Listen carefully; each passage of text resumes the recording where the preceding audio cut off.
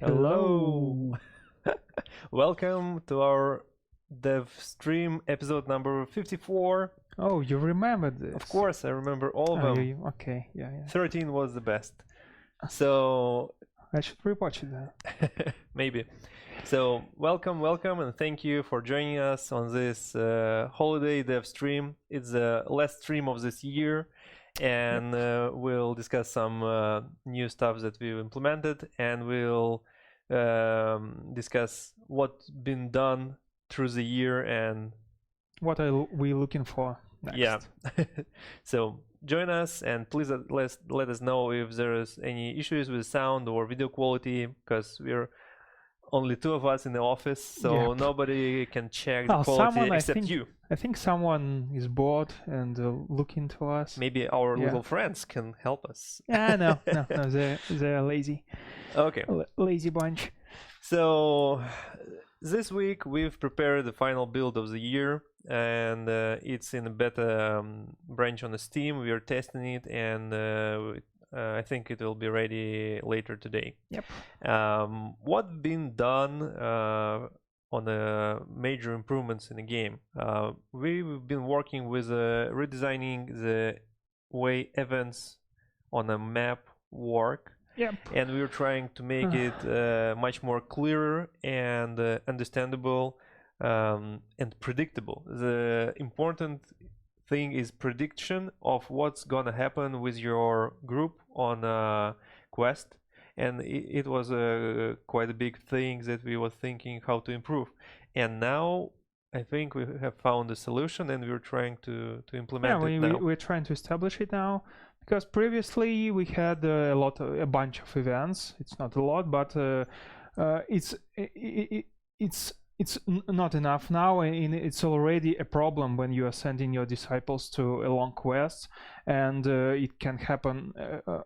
Everything can happen to them. I'll say we have around 24 different kind of events, and they lead to different outcomes. So there's all kind of stuff happening. They lead to different outcomes, but it's okay. But most of all, they need a certain approach for each event. So we want from our players to prepare to these events, and you can't really prepare when everything is random and you don't know what to expect. So planning is a big thing, and we're trying to allow users to plan their journey through the map.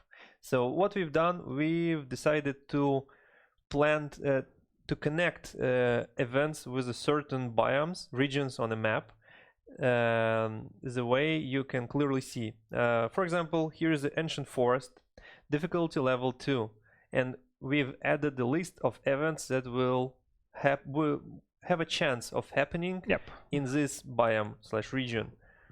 So when your party will be crossing this area, there is a chance of thickets and snake. So you already know what's gonna happen, so you can prepare and give specific equipment and send a group of disciples who can resist this kind of events. And for example, if we will go to the swamps, in the swamps there is swamp bloodsuckers.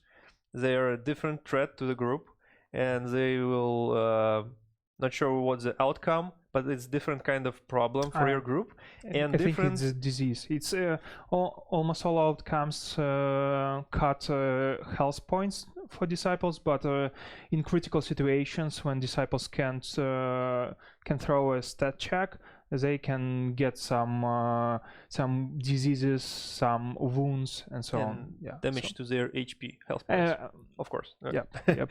So this way you can send a specialist related to this kind of problem. For example, if it's swamp bloodsuckers, so is it a monstrology or is it a travel magic that's required? I think it's monstrology. Okay, so and of course you need some equipment or spells that can help with insects.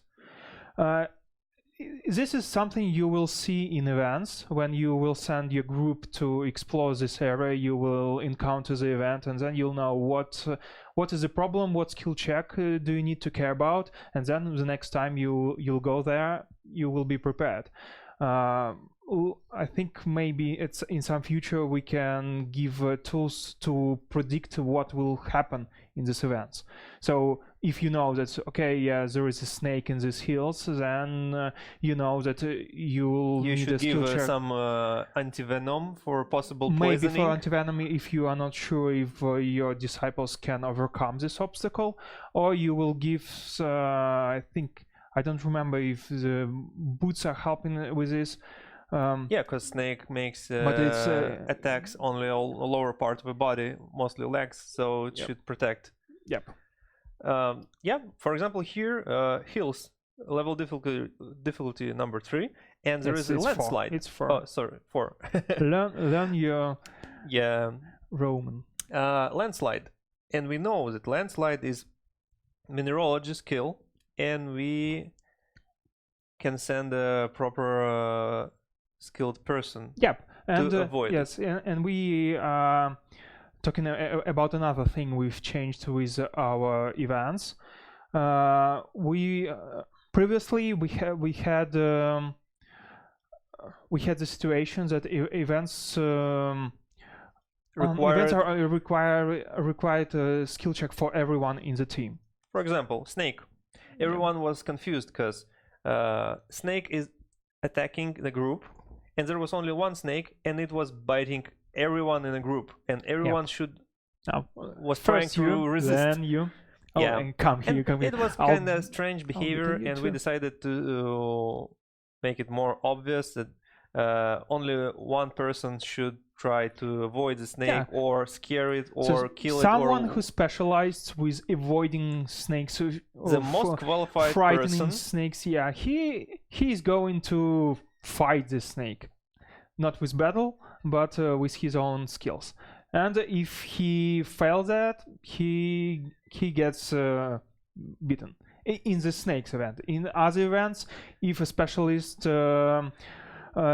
doesn't succeed, he can fail the whole team. So the whole team will get consequences, and every person in the team should throw a stat check to minimize the consequences. Okay, so if one guy fails, the whole team fails. Yep. It's important thing.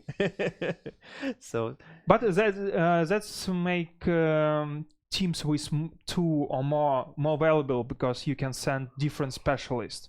Before, there was always questions that was raised usually in Discord. Why should I send 3 people if all 3 should overcome this obstacle? So you cannot. You need to level up everyone to the same level.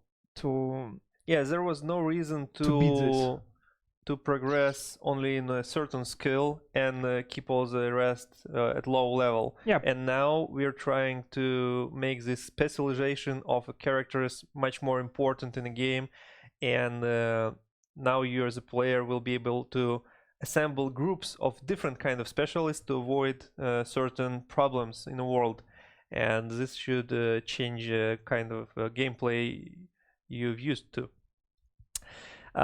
That's one thing, and it will be already available in this new version, and we'll see how it goes. We're open for your feedback, and we'll see how it plays.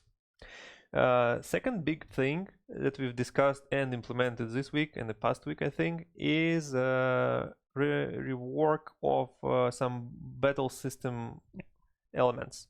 The big part of it is now we're introducing new types of damage, and that lead to different effects.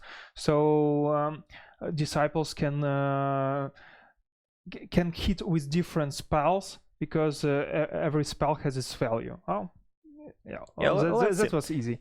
So I want to show you a battle log that will explain a little bit more about what's going on. For example, here's the battle with gigglers. Okay, there is a lot of text, but bear with us, we'll explain everything. First round, our characters preparing for a battle. They're trying to find some resist spells to help them, right? So first one is shimmering armor, And funny thing, they don't care about themselves first. They care about the person with the lowest health. That's why you have. That's a good thing. Care about your friends. Yeah, first. because there can be a situation when only one disciple in your team knows the shimmering armor, so he need to first care about someone who will hit, who has a more chance of escaping because of low health. So he will use his spells to defend. Okay, so our disciples are kind of smart and think ahead. Who needs this? Yep. Right. Yep. Okay, so we can see that our character Zarhon casted Shimmering Armor on Randa, and she receives effect of this spell: resistance to any damage plus 30%. As we can see, all of them got this spell, so everyone's prepared. Yeah, and there has some misinformation with the amount of rounds, but we'll change it. It'll be fixed. Of course. Yep.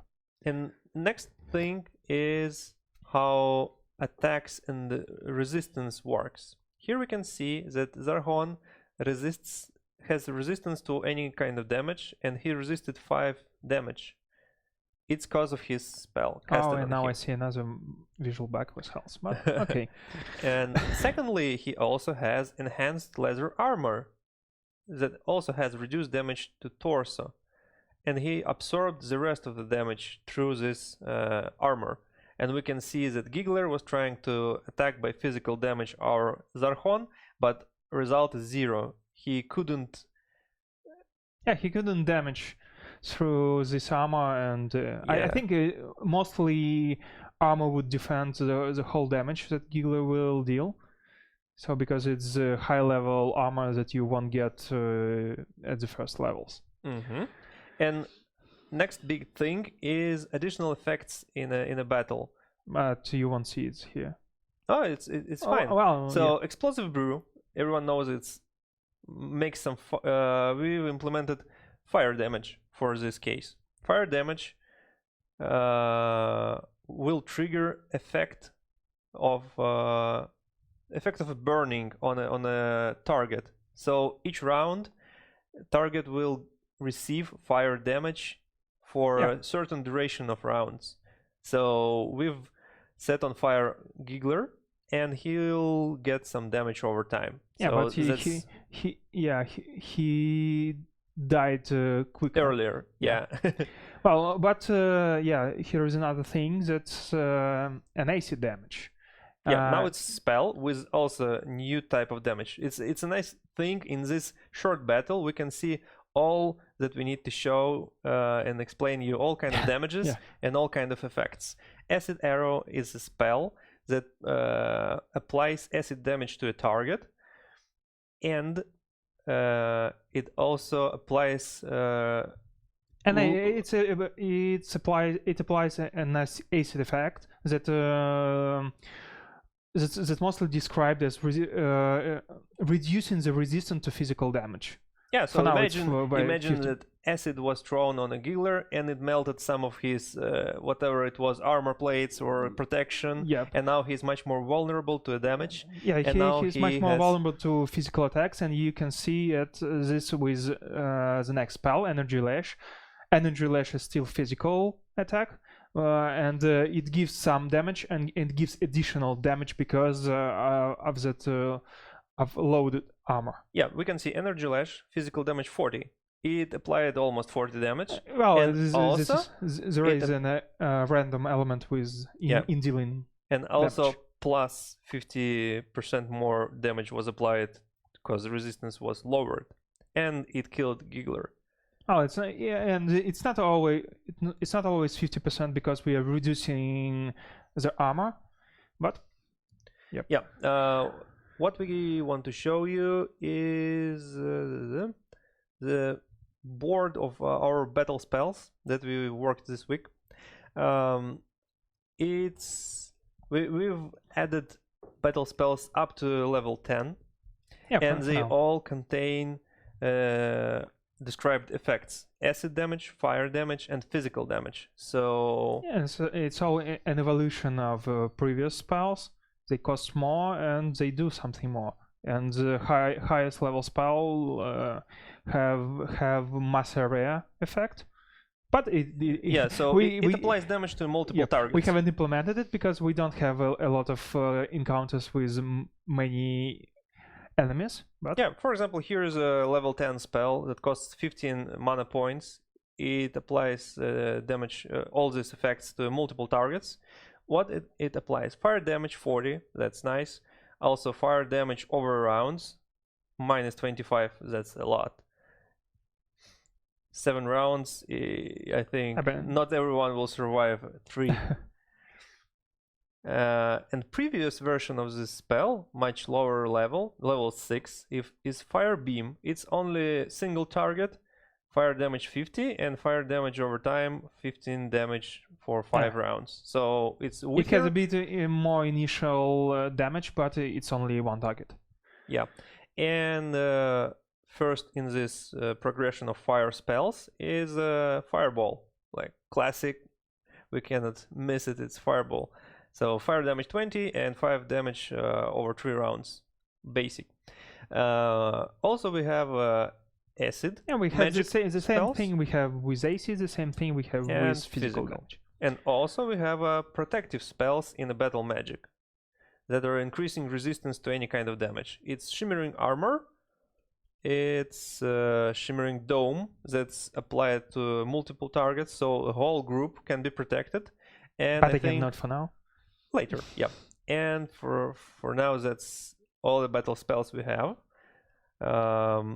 We will look how it plays, and maybe we'll change some, remove or add. Of course, again, we will balance some numbers, looking at the battles and how they go. So let's go back and check out how the battle with the golem. Yeah. Our final goal of the current campaign is to defeat or sneak past or to negotiate with the golem and to reach many-handed, as you know. You can even disable it. Yeah, if you know how. Yep. But in this case, they've decided just to simply to battle with him. So let's jump into the middle of a combat. For example, here you can see that Zarot prevented 20 physical damage by enhanced leather armor and received only 7 damage to his health points. So that's a lot. He reduced almost all of the damage. And we can see that he was trying to attack with enhanced bow. And here we see the resistance that Golem has. Yes. Because bow damages to up to 70 health points. But in the result, Golem got only the minus 21 health point. So he reduced his damage more than in half. Yeah, so every type of damage not only gives new effects, but it also has a reflection in weaknesses and resistance in creatures. So creature can have fire resistance but physical weakness, and if you research that creature, you'll know unlock this knowledge. And if not, disciples will bash with something they think is the most powerful one. But it's not all. It will not always be enough. Yeah, as you can see here, Randa was trying to pickaxe the golem because he is made of stone, of course. But it didn't work out well because he resists most of its damage. But the poison, the acid, I mean, added a lot of damage because the physical resistance of Golem is too high, and when it was reduced by 50%, it added a big bonus to attack. So also fire damage applied. So but it's not. Someone threw explosive brew at him, and he's still on fire. So that's nice. And they've been battling him for a long time using acid arrow, explosive brew. Arsenal. Yeah, everything they got, they've tried to defeat him. And what's the result? And actually, they've killed him because they've had a lot of enhanced items. They had a high level armor. And it's good they had the weapons because there was a chance that they can lose all their mana points in the battle, and then they can go on without attacks. Yeah, mana is super important for our disciples because it's their main source of attack. because you cannot cast any spells without mana, and you'll run away if you see that you're low on it. But they've completed it, and the main goal is complete. And they learn something on the way. Good. So that's the two big things that happened this week, and they should improve quite a lot gameplay and battles overall. We're still working on improving the information layer, how we're providing this information, how we're showing the resistances, weaknesses. Encyclopedia entry for creatures will definitely show all this information, but it's still missing for now. We're working on this as well. So let's sum up these two things. Now you as players can more or less properly plan your journey through the world, because you know where and what kind of dangerous events can be encountered. You can properly fit your characters. Oh, by the way, I remembered fitting your group and providing equipment for a group. Yeah. There was a lot of discussions on Discord on the forum about personal equipment for characters, because it was kind of tedious job to each time to assign the same bow to the same character when you was sending him on exploration. And we're trying to improve it. And it's not always clear what weapon will use each character. For now, the leader will take the most powerful weapon, the most powerful armor. Yeah, and if you don't want this, and you don't want to put the weakest member of your team in the leaders, then the personal equipment will come. Yeah, it should reduce the amount of clicks required to equip the group, and it will make the equipment of a character more or less consistent. If you'll have only one armor, then it still will be a tedious job. For example, here is a profile of our Hesley, and he has equipment in the lower right corner. We have this button plus, and we can choose what kind of item we want to give him forever and ever.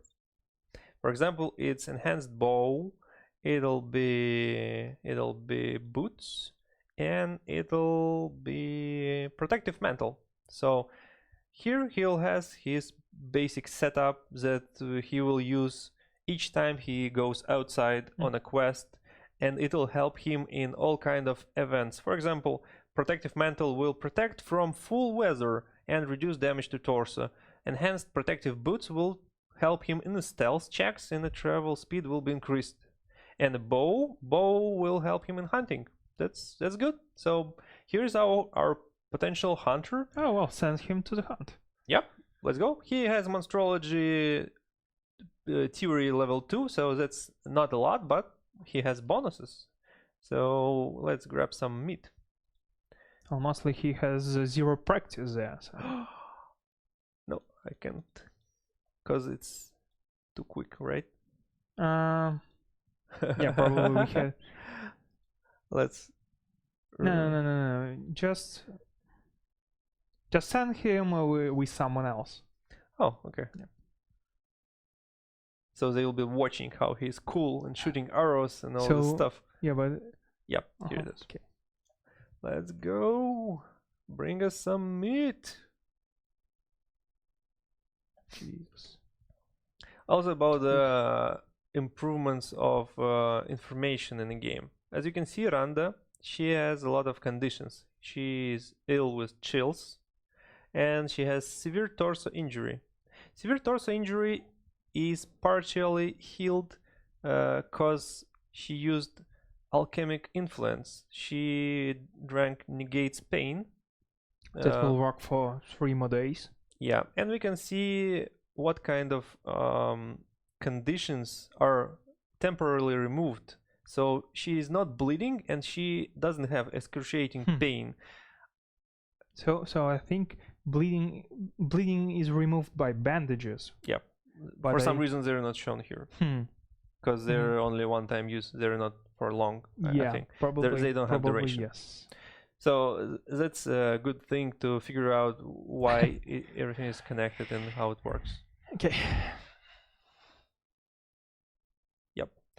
So they have found meat. So what do we have here? Yeah, we have reduced the level of difficulty. Yeah, level of difficulty -5 shows that enhanced bow definitely works. As you can see, it gives +5 to skill check, and skill check was already 0, so it's below 0, and it's guaranteed success for him all the time. Can you show me? Can you show me again? Yeah, and he has because of pain, he has decreased efficiency. So. Yeah, he has a lot of problems, but he has a cool bow, so it's nothing. So it helps. It helps. So provide nice and high quality equipment to your disciples, and they will perform good. That's important thing. So yeah, personal equipment works for all disciples, even for a mage, but there is not much reason to give mage some equipment because he's sitting inside and he's not going outside anytime soon. Yeah, so he can play with his dagger, throw him up, and reduce his health. Yeah, right. Yes. Okay. So that's it. Improvement of a planning and a journey and a combat system. Right.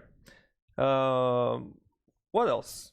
We will answer some Q&A questions that we have. Yep. And that'll be it for today. So let's see what we have in a list of questions.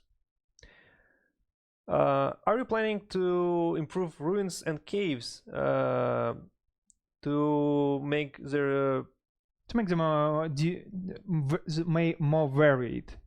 Yeah, with much more rooms and entrances and caves inside. So. Right now it's traps and chests in the end. Of course, we will improve. Short answer is yes. We'd like to make them more random and interesting to explore, because now there is only 2 events in the cave. Maybe even unlinear. Who knows? Yeah, with different twists. So it's planned. We won't be spoiling much about the result, but they will be. We'll tell about when it will be ready. Good. Yeah, but yeah. Okay, next question. Are you planning to add unique items such unique swords, staffs, and bows? And I think it's unique armor too. The short answer is yes, and the extended version will be these unique items are called artifacts. Yeah, and they'll be found around the world. I think we're not planning to craft them for now. I hope so, because they should be unique. Yeah, that's the point. If it's only one entity in the world, and if you'll find it, it should be kind of powerful and help a lot in exploration and overall in the game. So yeah, it's planned. We definitely want to add these unique items in the game. Next question. What was your guidelines for making in-game events? Well, for now, it's a question for Nikita. Yeah, for now, our main guideline is to make world more dangerous, and we need to create more obstacles for disciples. So they will meet more dangerous events. We'll get much more consequences, so the planning will be the bigger thing to do, and because for now you can send your disciples very long to the east and don't get much consequences. Someone will not even die. So that's why we've implemented battle and rebalance it, so it would be much more challenging for exploring. Good. I think that's a good answer. Next question. What about battles that will be going around the Spire? So maybe you know that we have in plans different kind of events that will happen in a Spire, and world events that will lead to encounters in your spire. For example, bandits arrived for some kind of ransom, or Inquisition arrived to take your mages and burn them on a huge fire, or some kind of non-human creatures decided to roam around and clear out all the area, and you need to do something with it. And we want to make this kind of events not only to construct them not only around the battle system, because battle system is only a small part of a game, and there is a lot more. There is a diplomacy, there is a different kind of tricking your enemies and avoiding them, right? Even when you're in a spire, it can be some kind of moving your spire in a different location, or casting dense mist. So there are different ideas to avoid battles. Yeah. So it won't be only battles that you can help you with bandits or Inquisition. But the question is, how battles will be implemented for battles in Spire? Well, I think this is a question we still need to explore. Good. Okay. Next question. How about familiars and summoned creatures that will help you in the battles and in events? Yeah, that's still a thing we've planned long ago, but when we'll come around with it. It's a nice idea. It's not implemented yet. We're not working on it right now. It's on a list, but we can't guarantee if it will be done. It's interesting thing to discuss and to figure out the best way how to make it work in the current system, in the current game. So not yet. It's not there yet. What kind of events are planned in Spire, inside the Spire? Because we, for now, we have around 24 events in the world outside of Spire, and still not a lot, and none in the Spire, but we plan some. What kind of course. Main thing we want to do is to implement in-game events where a player can make some choice. Some events that are usually in games of this type. And main reason for them to appear is from different activities and tasks.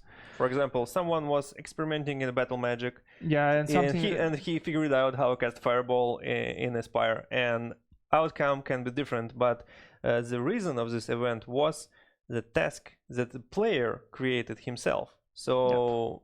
It should be connected this way.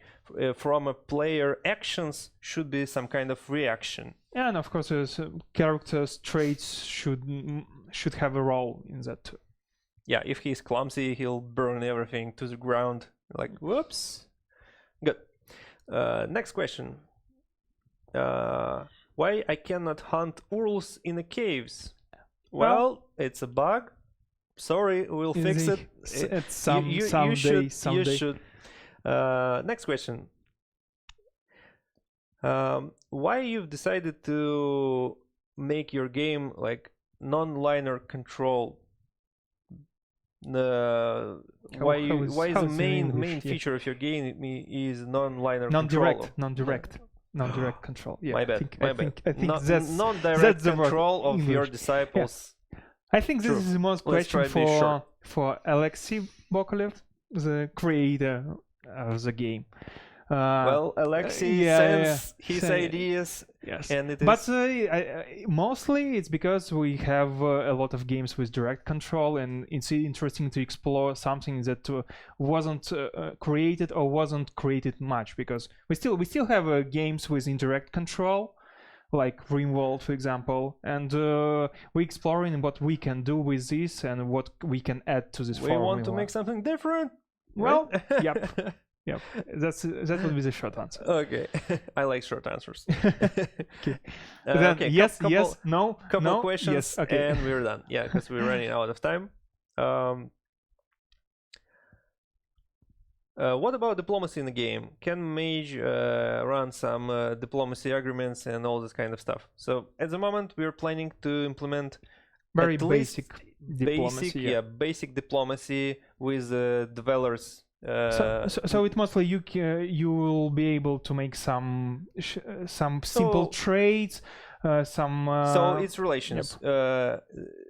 Good, bad, and neutral. Yeah. Bad, you will fight with them. Good, they will provide you with some resources probably. Neutral, they'll allow the passage through their area.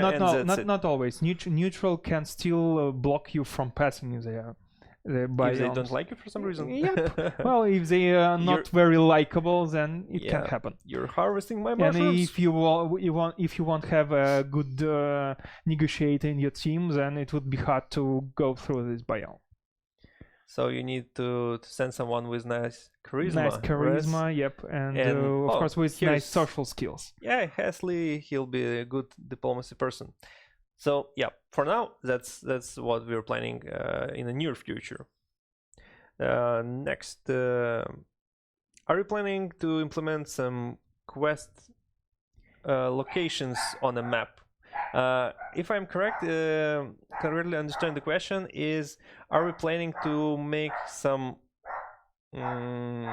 story-based interactions on a map that player can trigger, right? I don't think it's not only Daisy, come here. Daisy, she wants to join. Yay. Okay. She just wants to communicate. Yeah. Maybe you can show you. Give her some show time. Yay. Hello. She's our space dog with a helmet.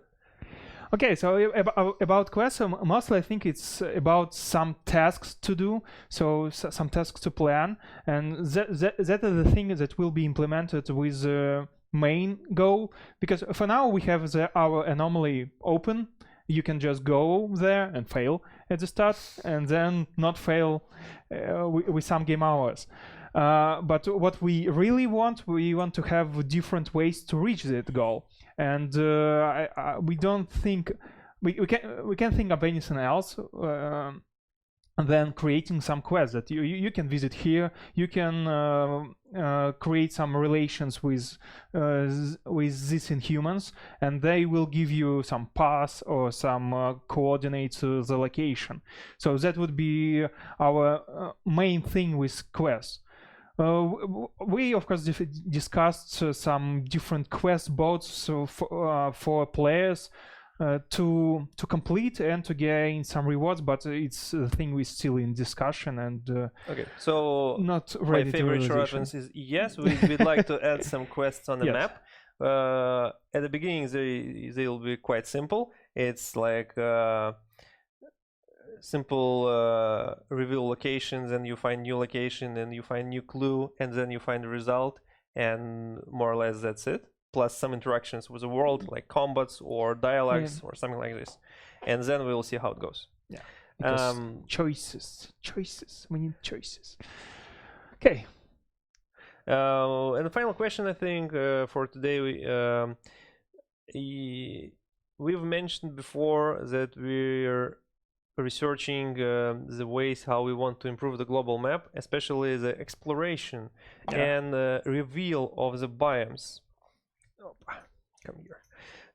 For now, as you can see on the global map, we work with the exploration radius and exploration blob. Yeah, and it opens everything in this nice perfect circle. It doesn't look natural, and it has its own problems. What we want to do, we want to send the exploration group to a certain biome. For example, here this ancient forest, and exploration group will reveal the whole region that has its uneven form, and all map will consist of this unevenly revealed regions. They will be revealed fully or covered fully. There will be no like half revealed stage. This will allow to easier determine what's been explored and what should be explored. Also, we're looking into improving pathfinding for a group. to allow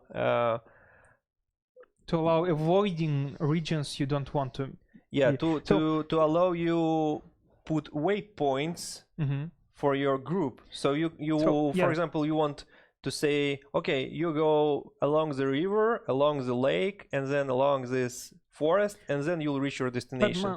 To avoid, for example, these hills. Mostly it would be to avoid some events you are not prepared for. So that's was our first step was to add certain events to regions, and now we want to give another tool to avoid these regions if you don't have anything to fight.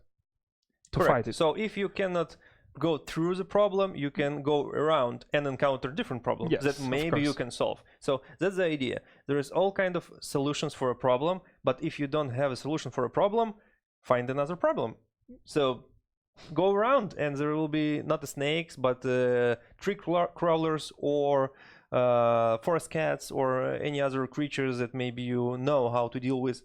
So that's the idea of improving the exploration and interaction with the world itself. More control to a player, so you understand how and where you need to go to achieve some goals. So that's it.